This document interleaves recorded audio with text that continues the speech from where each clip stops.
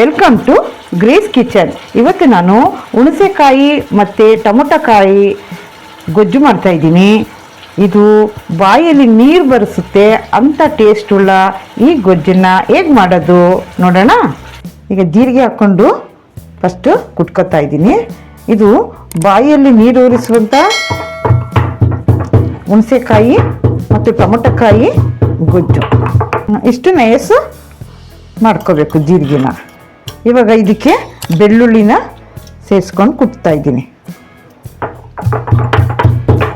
ಈಗ ಹಸಿಮೆಣಸಿನ್ಕಾಯಿ ಹಾಕ್ಕೊಂಡು ಕುಟ್ಕೊತಾ ಇದ್ದೀನಿ. ಹಸಿಮೆಣಸಿನ್ಕಾಯಿನೂ ಹೀಗೆ ತರಿಯಾಗಿ ನಾವು ಜಜ್ಕೋಬೇಕು. ಹಸಿಮೆಣಸಿನ್ಕಾಯಿ ಈ ರೀತಿ ಜಜ್ಜೋದ್ರಿಂದ ಟೇಸ್ಟು ತುಂಬ ಚೆನ್ನಾಗಿ ಬರುತ್ತೆ. ಇದು 1 ತಿಂಗಳಿಟ್ಟರೂ ಸಹ ಕೆಡೋದಿಲ್ಲ.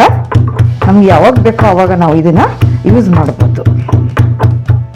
ಈಗ ಇಷ್ಟು ತರಿ ಮಾಡ್ಕೊಂಡು ನಾವು ಜಜ್ಕೋಬೇಕು. ಹಸಿಮೆಣಸಿನ್ಕಾಯಿ, ಜೀರಿಗೆ ಮತ್ತು ಬೆಳ್ಳುಳ್ಳಿ ಈ ರೀತಿ ಜಜ್ಜಿ ನಾವು ಅಡುಗೆ ಮಾಡೋದ್ರಿಂದ ತುಂಬ ಟೇಸ್ಟ್ ಇರುತ್ತೆ ಅಡುಗೆ.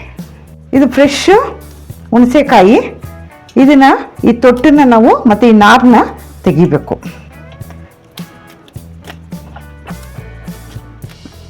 ಹಸಿ ಹುಣಸೆಕಾಯಿನ ನಾವು ಫಸ್ಟು ಒಂದು ಅರ್ಧ ಲೋಟ ನೀರು ಹಾಕಿ ಬೇಯಿಸ್ಕೋಬೇಕು. ಆವಾಗ ರಸ ಚೆನ್ನಾಗಿ ಬಿಡುತ್ತೆ. ಹುಣಸೆಕಾಯಿ ಚೆನ್ನಾಗಿ ಕುದೀತಾ ಇದೆ. ಇದು ಒಂದು 10 ನಿಮಿಷ ಕುದೀಲಿ.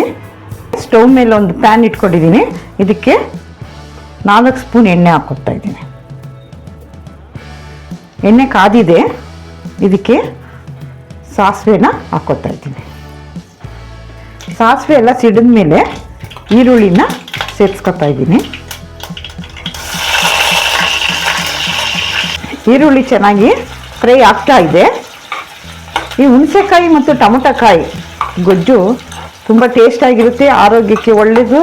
ಮತ್ತು ಇದನ್ನು 1 ತಿಂಗಳಿಟ್ರೂ ಕೆಡೋಲ್ಲ. ನಮ್ಗೆ ಯಾವಾಗ ಬೇಕೋ ಅದನ್ನು ಉಪಯೋಗಿಸ್ಕೋಬೋದು. ಅನ್ನಕ್ಕೆ ಕಲಿಸ್ಕೊಂಡು ತಿನ್ಬೋದು. ತುಂಬ ಟೇಸ್ಟಾಗಿರುತ್ತೆ. ಈಗ ಕರ್ಬೇವಿನ ಸೊಪ್ಪನ್ನ ಹಾಕ್ಕೊಳ್ತಾ ಇದ್ದೀನಿ. ಇದು ನಮ್ಮನೇಲೇ ಬೆಳೆದಿದ್ದಂಥ ಕರ್ಬೇವಿನ ಸೊಪ್ಪು, ಫ್ರೆಶ್ ಆಗಿದೆ. ಇದನ್ನು ಸೇರಿಸ್ಕೊತಾ ಇದ್ದೀನಿ.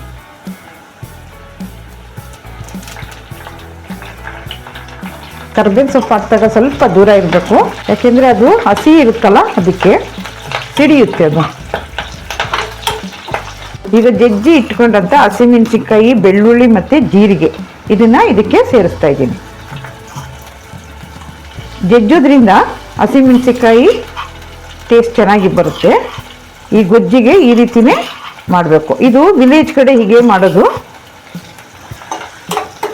ಈಗ ಟೊಮೊಟೊ ಕಾಯಿನ ಚೆನ್ನಾಗಿ ತೊಳೆದು ಹೆಚ್ಚಿಟ್ಕೊಂಡಿದ್ದೀನಿ.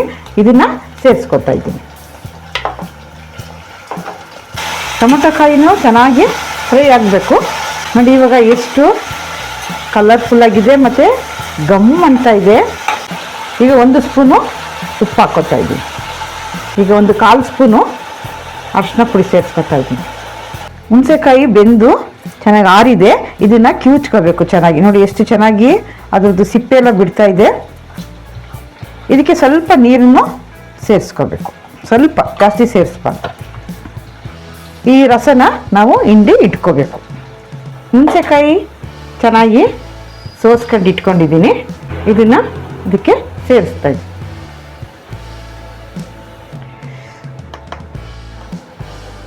ಇವಾಗ ಇದಕ್ಕೆ 2 ಸ್ಪೂನು ಬೆಲ್ಲ ಸೇರಿಸ್ತಾ ಇದ್ದೀನಿ.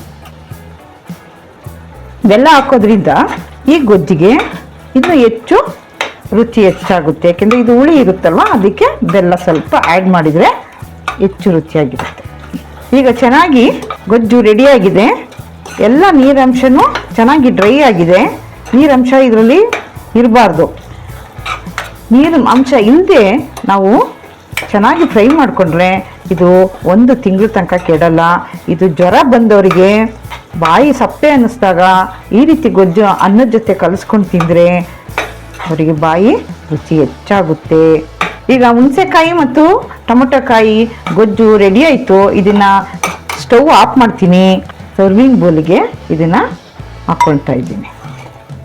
ಈಗ ಬಾಯಿಯಲ್ಲಿ ನೀರು ಉರಿಸುವಂತ ಹುಣಸೆಕಾಯಿ ಮತ್ತು ಟೊಮೊಟೊ ಕಾಯಿ ಗೊಜ್ಜು ರೆಡಿ ಆಯಿತು. ಈ ರೆಸಿಪಿ ಹೇಗೆ ಬಂತು ಅಂತ ಕಮೆಂಟ್ಸಲ್ಲಿ ತಿಳಿಸಿ. ಇದೇ ಮೆಥಡನ್ನು ನೀವು ಫಾಲೋ ಮಾಡಿ. ಹಾಗೆ ನಮ್ಮ ಚಾನಲನ್ನು ಸಬ್ಸ್ಕ್ರೈಬ್ ಮಾಡ್ಕೊಳ್ಳಿ, ಲೈಕ್ ಮಾಡಿ.